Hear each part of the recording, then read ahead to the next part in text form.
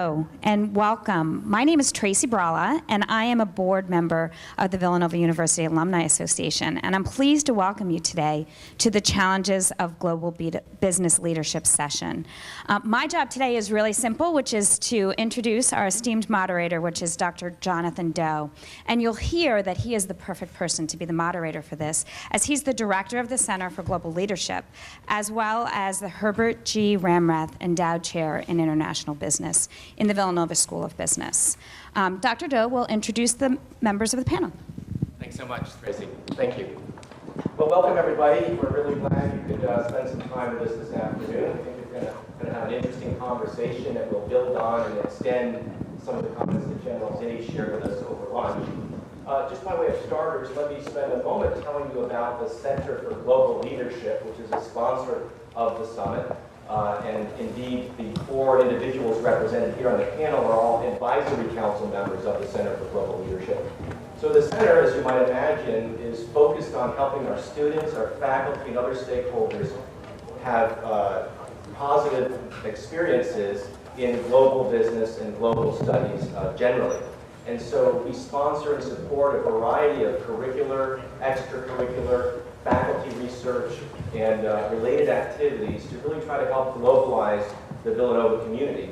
And if you have had a chance earlier or have a chance before dinner, please do stop by a couple of the student booths that are representative of our work.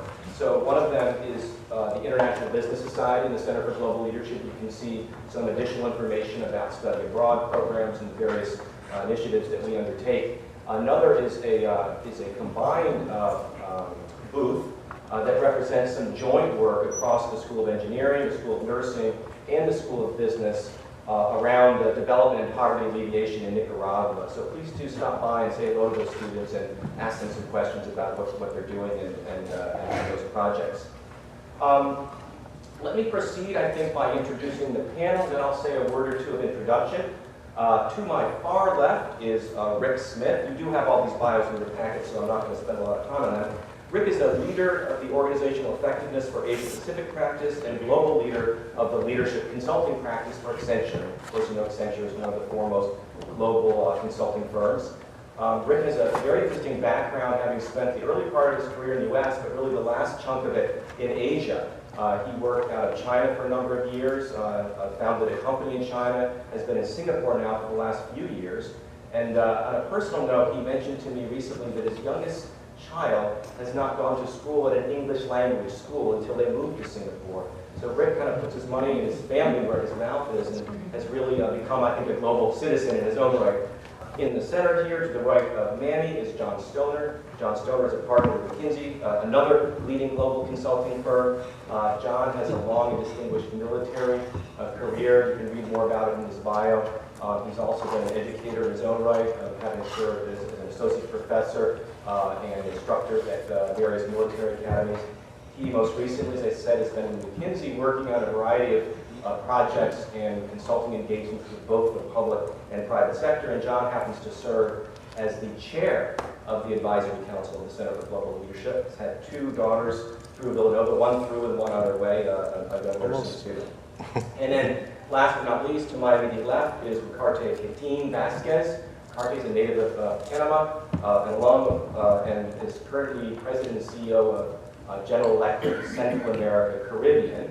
Ricarte has a long and distinguished career in both the public and private sectors, especially with a number of ministries of the Panamanian government, having twice served as Minister of Finance, chairman of the board of the Panama Canal Commission, and also, we learned recently, has some interesting not-for-profit interest and support. So thank you all, gentlemen, for being with us here.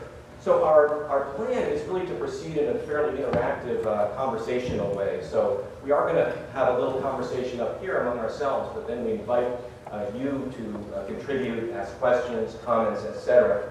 And I have given the panel a few ideas of where we might go with the conversation, but we're going to leave it relatively unstructured, mostly to give you an opportunity to chime in. The first thing I thought I might throw at the panel, which General Zinni alluded to a bit in the beginning of his talk, were some of the more specific features and contours of globalization. So when we say globalization, it's obviously a very big topic, and there are a lot of cross currents and I think issues to consider. And each of these gentlemen is sitting in an interesting position to view and to consider some of those issues. So let me start all the way down with Rick Smith, who, as I mentioned, has been spending a lot of time, really the last portion of his career, in China and Southeast Asia.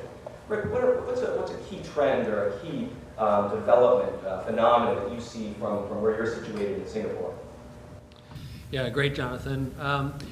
From what I see, I guess, not only in Asia, but from around the world, is one of those obvious things, and I'll start maybe with the obvious one, is around information and analytics. I think it's, not uncommon for us today to, see the young people doing their Wikipedias and checking out information and all that information at their fingertips. We're seeing a lot more of that as well with business leaders. Whether you're in a retail environment looking at consumer spending, but now relating that to the employees, and the level of engagement of employees can be directly correlated to the customer shopping experience to then the actual revenues. And being able to make those links is something that we obviously see here. I see it going gangbusters across Asia as well, with the analytic society, the analytic focus in the way business works. And so that's one area that we're seeing a real big trend in. Great. John? I'm a little worried being back on campus that you've asked us a question and I'm under pressure to get the answer right. And there are so many trends that we could highlight. I don't have my grading sheet out. I was watching. Jonathan is, by the way, a tough taskmaster at the center, which is something all four of us love in working with you, by the way. I guess I would stop, though, on mobility, just the idea of mobility. And Manny is highlighting a mobility within classes, financial flows, for example. But I would also think about this in physical terms, the mobility of individual people from, as a military brat, and General Zinni, I'm curious if maybe you'd like to sit up here, but as a military brat, I moved around quite a lot as a kid, and that was a bit of an exception. Not that many kids went to 3 or 4 high schools, for example. I find that to be different now, and a lot of the young folks who come into McKinsey have had an experience in their younger life where they've moved around quite a lot. They come in then automatically with a wider worldview than many folks did at my age. So physical mobility even of people, goods and services, and the idea that you could in fact have a supplier who's several continents away, and thinking about the challenge of the supply chain and thinking in time and space. That's a very different skill set and something that's not simple to do. You can't just imagine how to do that. You have to actually practice it.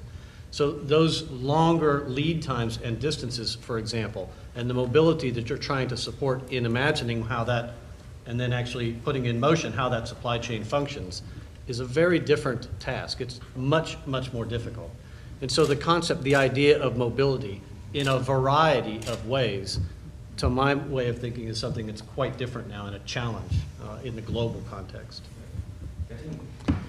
Well, adding to that, I believe that there are 2 elements, one very positive, the other not so much so, is I think in a flatter world where you have more players and you have newcomers and efficiencies coming from all over, we have replaced the people's migration in general, at least intellectually speaking.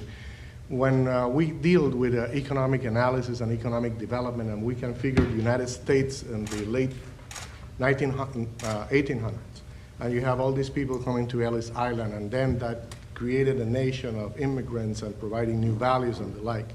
Some of that and those vessels coming to Ellis Island has been eliminated through the internet, through the technology, through the transfer of knowledge. And this transfer of knowledge has created elements which are positive because you have more information, which is a problem because it's data, information, and knowledge. And how far can we go to achieve the knowledge that is needed in order to produce the right decisions? So there I agree that is a gap in dealing with the information and the data and really getting into the knowledge world. And we have mentioned that, yes, it's increasing, but it's always providing a risk. And by the same token, when you have the knowledge or lack of knowledge, I think the world is very much exposed to media right now that doesn't necessarily deliver the information that is right or correct.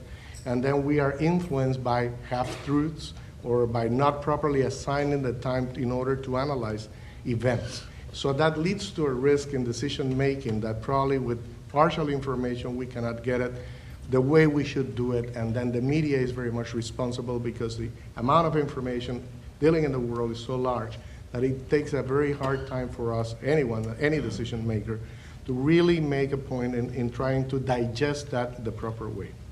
That's one. The second trend that is a latest trend coming after Lehman Brothers, for example, is the role of government. And then all of a sudden we are looking back into what role government is going to play, either as a regulator or as an active participant of the economy. I was sitting at a table, eventually I might write a small book about economics and my experience in that.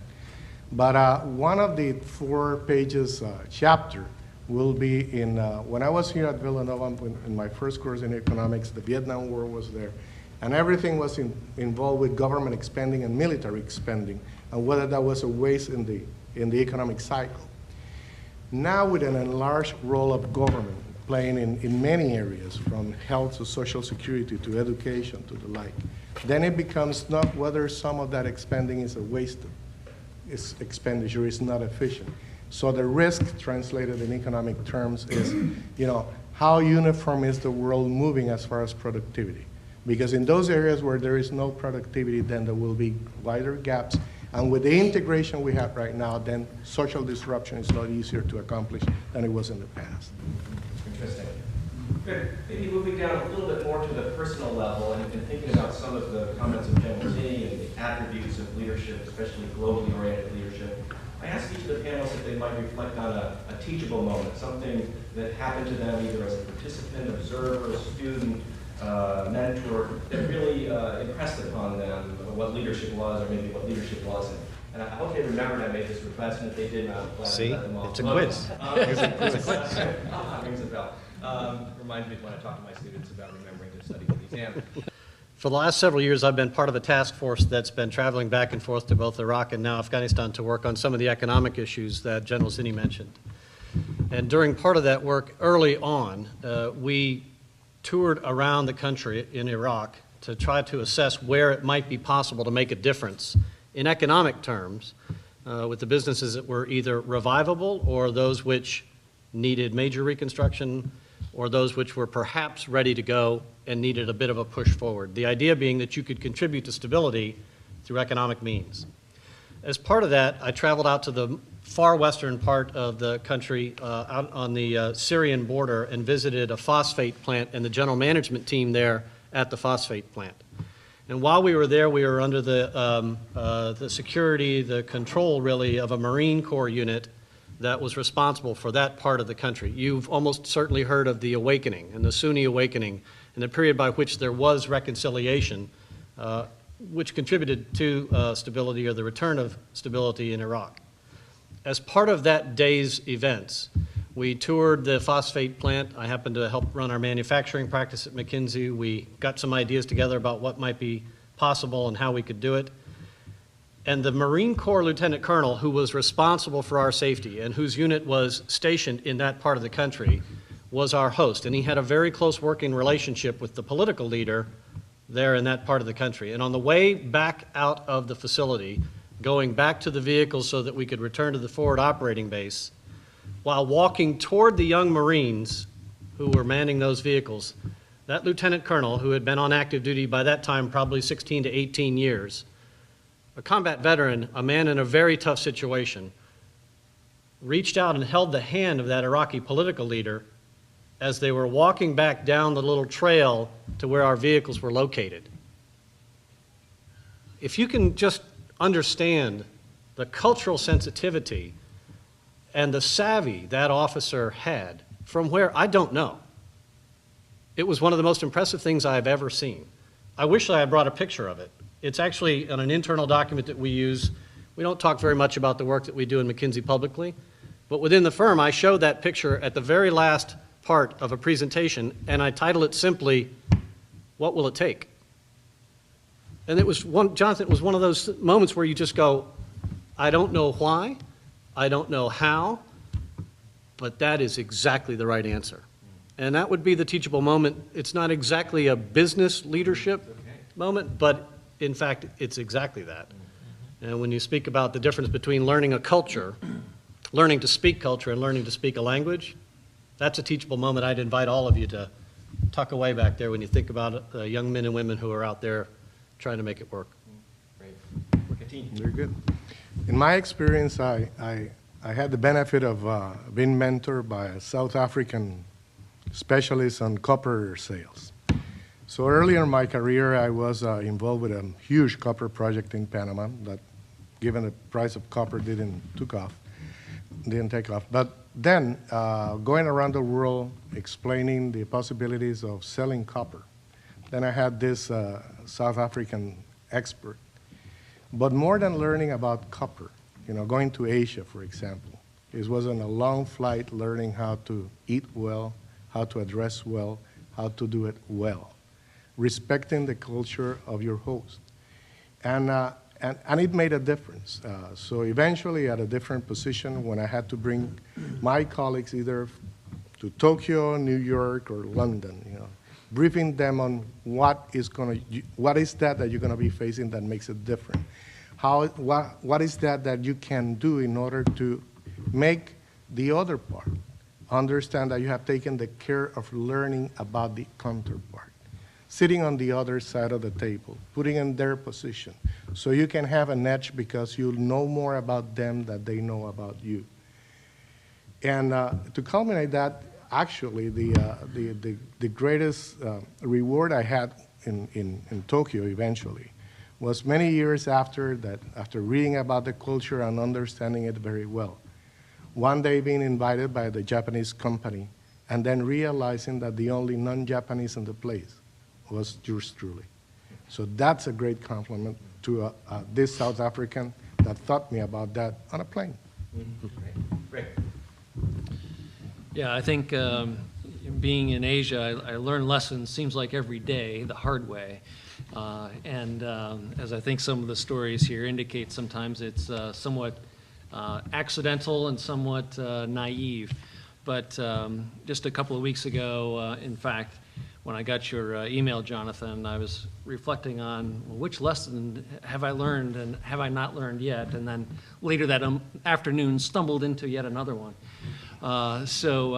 In Indonesia, for example, where I spend a bit of time these days, working with a board of directors of one of the largest national banks, and helping them as they're working against international competition. Really, for many years, all government-linked companies didn't have to worry about competition, not really a threat. Well, when they opened the doors for international banking, things started to change. And now that the Citibanks and HSBCs and others showing their lights around Jakarta, things are starting to shift pretty dramatically in the banking sector.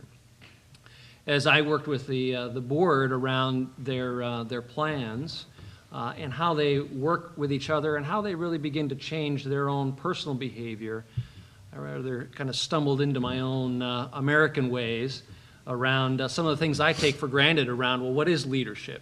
And what do we do that makes an impact with people? And how do you coach people? And as I worked with them to help share, well, here's what the international competition is going to be about, I was gently pulled aside by one of my local colleagues who quickly advised me around, you know what, I think your job is done here.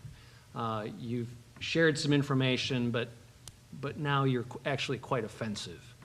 I said, me? Offensive? What did I do? And he shared with me, it's helpful to get information from you, but we need to make our own decisions, and we need to make our own decisions at our own pace.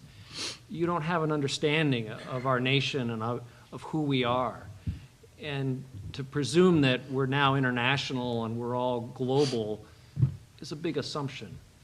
So leave that assumption at the door and be happy to share your insights when invited, but don't impose them on us.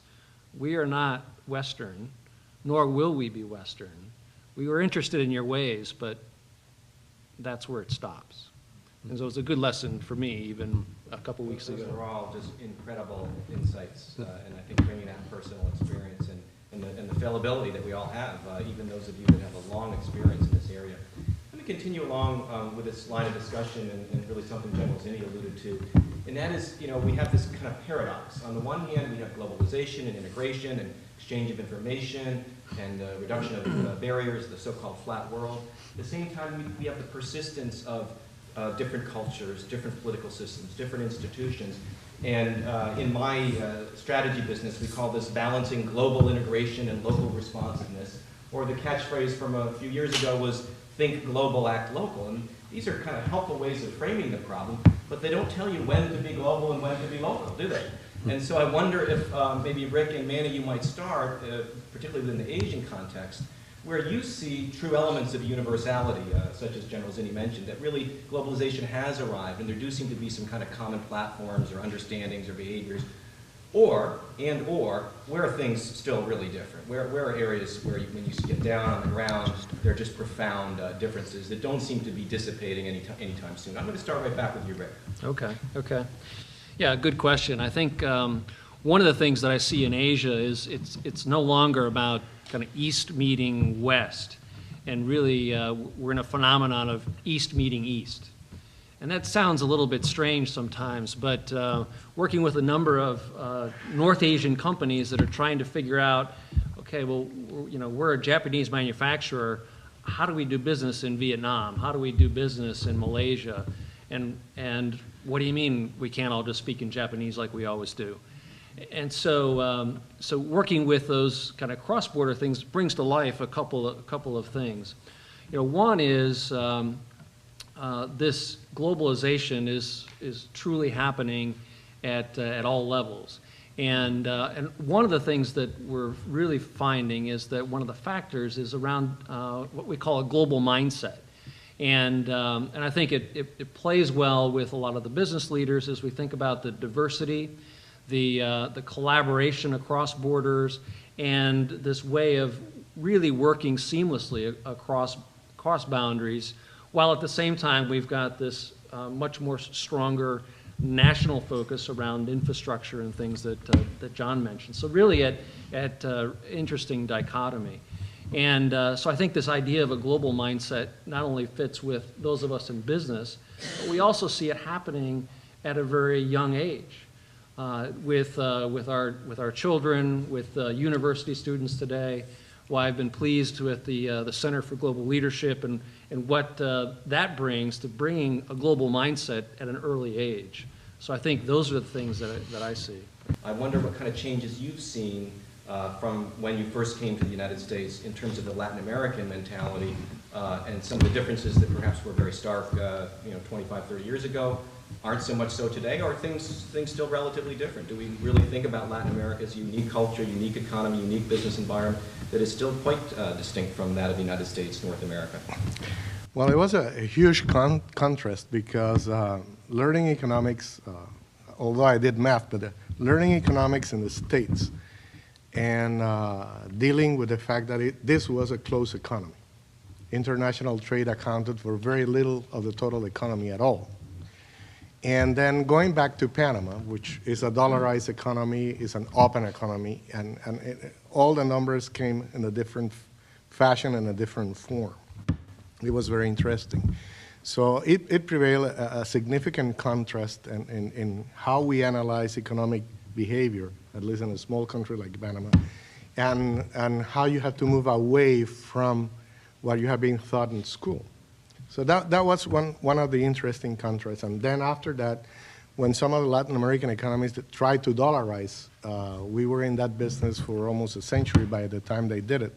So it has the good elements and has some other elements that are not as positive. But it introduces sort of a difference in culture, and gradually out of the experience, I have seen probably the United States moving more into the international, more open economy. As a matter of fact, open economics and open economic analysis is more in vogue nowadays than it was in the past, especially with the US dollar being the currency of reference for international trade. So I think that leads to a role, an international role that the US plays that is very different, and somehow I see it also at GE when you play that role.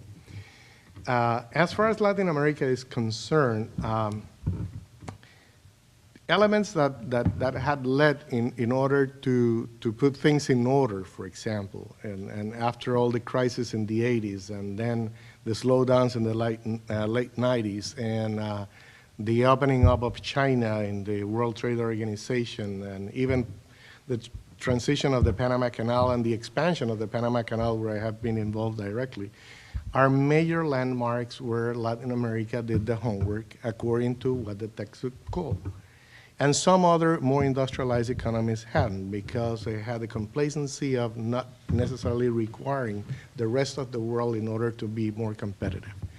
In the case of developing economies or emerging economies, the international trade was more critical, and consequently looking abroad was more critical.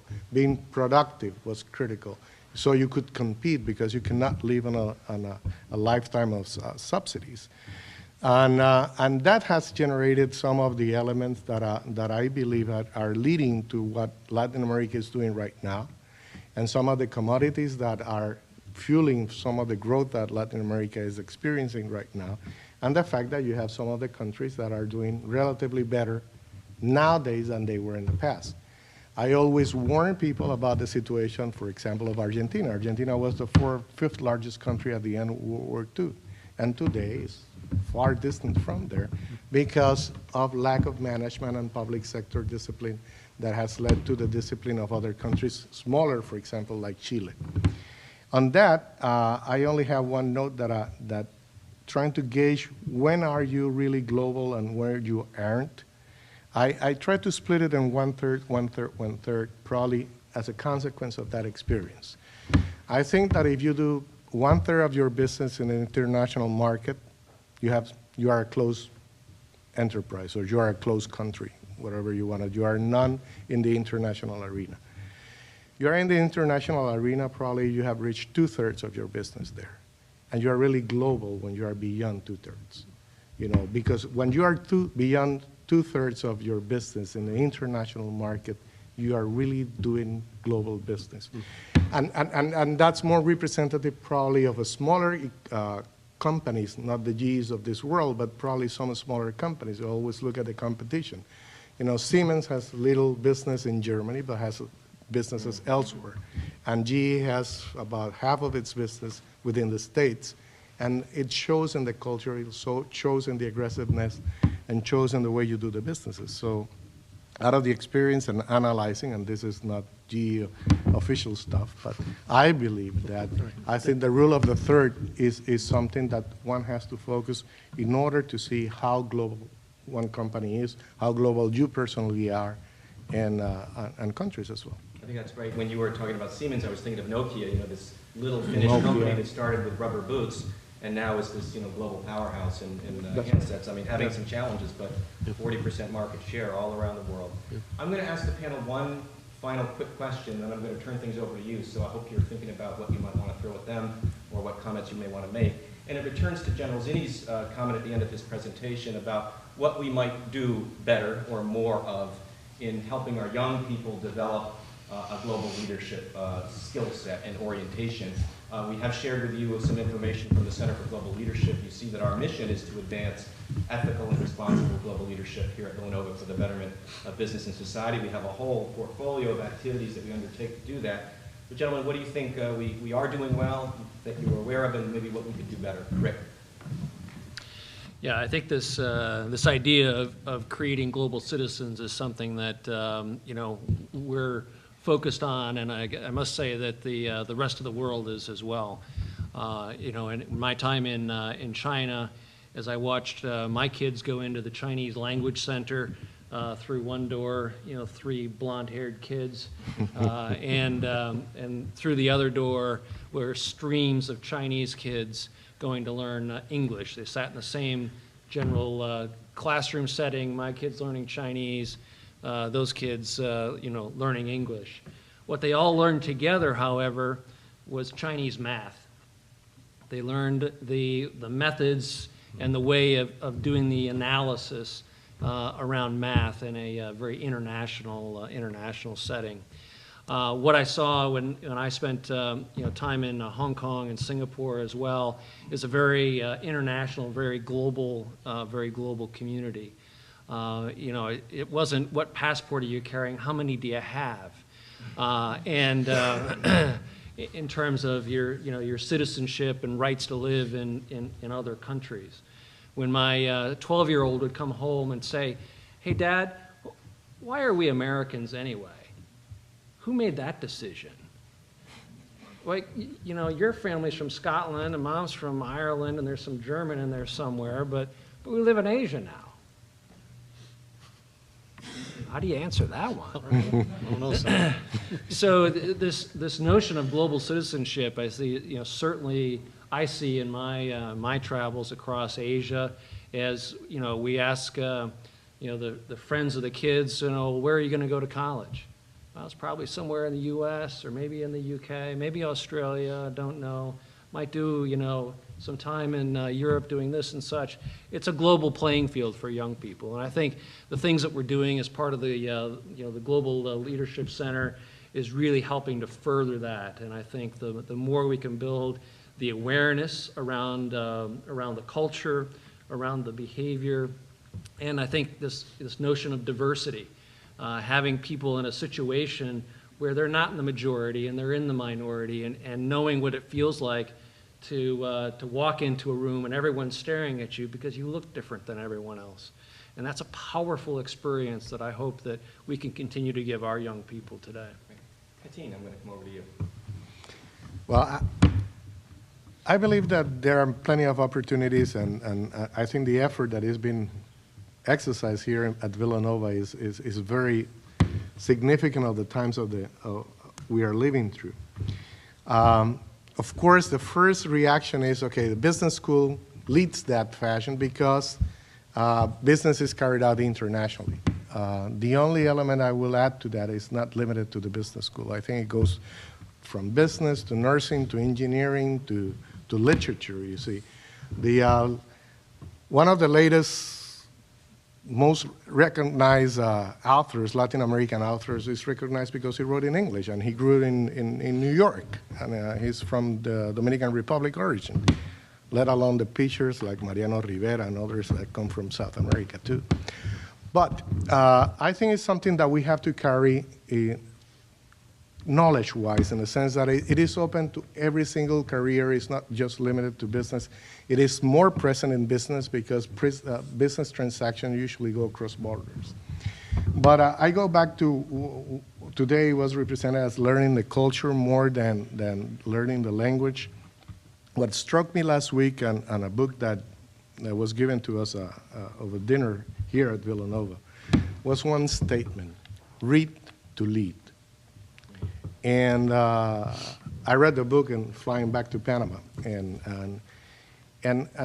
really hit me because probably with all this massive information flowing, we have forgotten of the little things and how important it is to sit back, read, digest, analyze, and learn, and make it oneself nature what you are doing. We are bombarded by data, and I think this is something that is very critical. So in as much as that is carried out, and just by that example, I have to say that it is magnificent, the effort that is being carried here at Villanova, trying to broaden the universe. It is not limited to the mainland. Mainline is not limited to Philadelphia. Northeast is global. That is critical for the next generations. We do it ourselves. We do it with our kids. My father came from the countryside to the city. He sent me to college abroad because he wanted me to have the exposure internationally. And one does that with the kids. And that is a responsibility as a generation we have, because those are the challenges of the time. And we have to respond to those challenges, making that broad knowledge and respect to the different cultures. I think that we have to be integrators in as much as we can, but respectful of the differences as much as we have to. Yeah, just very, very quickly. The whole group sort of started laughing, and then we stopped and looked at each other like, Yeah. wow. Just if we draw a line between 2 points in history at Villanova, And I'm not a graduate. I don't bleed blue and white when you scratch me. My father-in-law does, my daughters do, et cetera. But Villanova started, as I understand it, as a commuter school for kids from Philadelphia.